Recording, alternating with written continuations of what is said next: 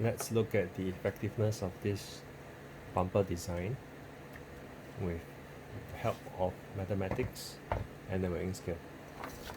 So to calculate the impact force of a free falling object, the force is equals to mass, velocity at impact, and the time it takes to decelerate at impact. Final velocity is equals to velocity initial plus gravity times time. Gravity constant, I'll take it as 9.80665. The height of the drop equals to half g times square.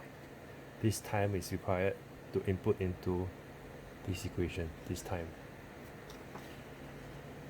Let fall height equals to 1 meter. Take this as the starting point. 1 meter equals to half gt square, therefore time equals to 0.4516 seconds. This is the time it takes to drop free fall from a 1 meter height, assuming that the object has not reached terminal velocity. The final velocity is equals to 4.429 meter per second, and the force is mass of the drum magazine, which is 400 grams, and the time, we give it a short estimated time for deceleration. That's the estimated one. The force at impact will be 35 newtons. How to visualize this number on a weighing scale? We divide it by gravity, because mass equals F over G. Therefore, at 1 meter, the drum magazine will weigh 3.61 kilograms, and at 2 meter height, it will weigh 5.109 kilograms. So keep this in mind first. So how to bring this number to the weighing scale? We will want to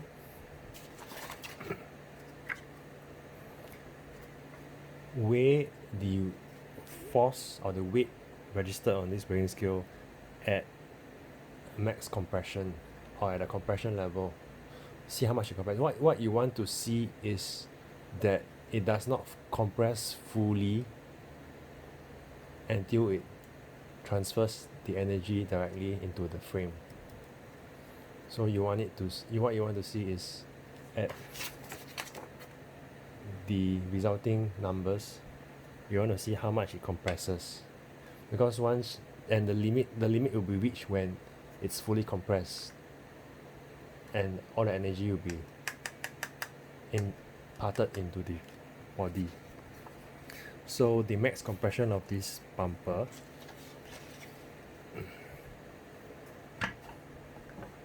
at full vertical is actually about 20 kilos.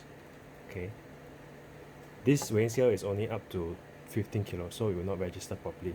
But what I want to see is usually the magazines do not drop vertically. Usually they will drop, there's a higher chance they will drop sideways or at an angle like this. So I want to know how much it compresses at an extreme angle or at a slight angle. So let's say it drops slightly like this. Okay, you want it to see how much it compresses. So here it says about 5.96 kilograms before it fully compresses.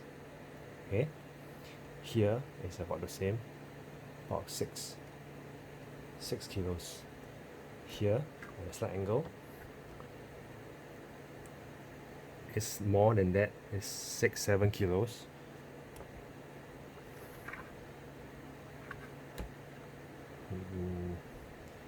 Here 4 to 5 bucks, 5 plus 5.8 kilos.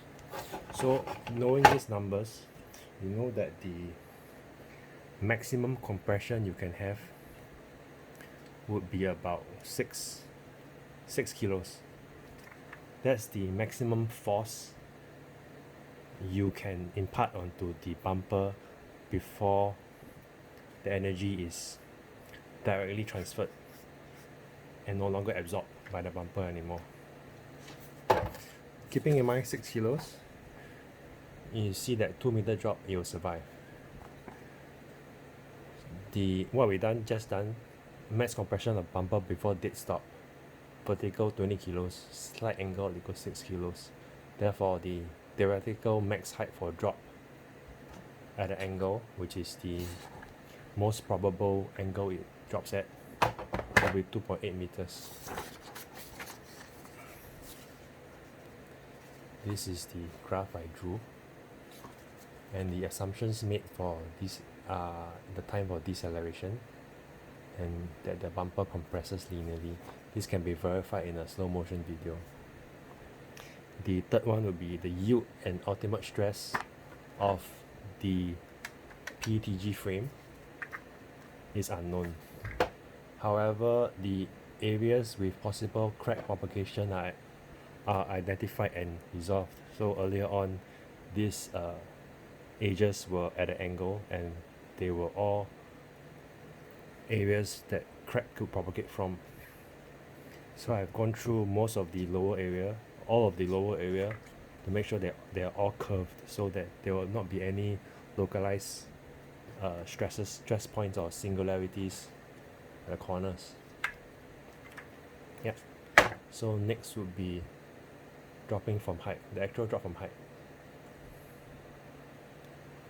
It has already passed 2 meter drop.